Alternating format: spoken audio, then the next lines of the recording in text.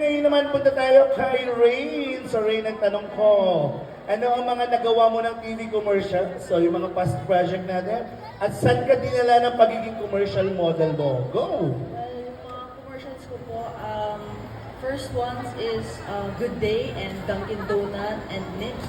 And my latest commercial po, Wilkins. Wilkins. At saan ka dinala nun?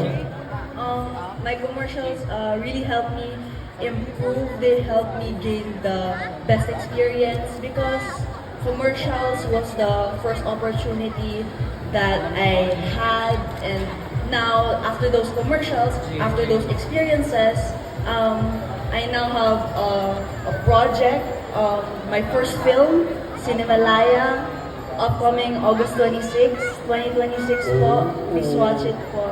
Malapit na guys, palakpakan natin from a commercial model to an actor guys. Let's go!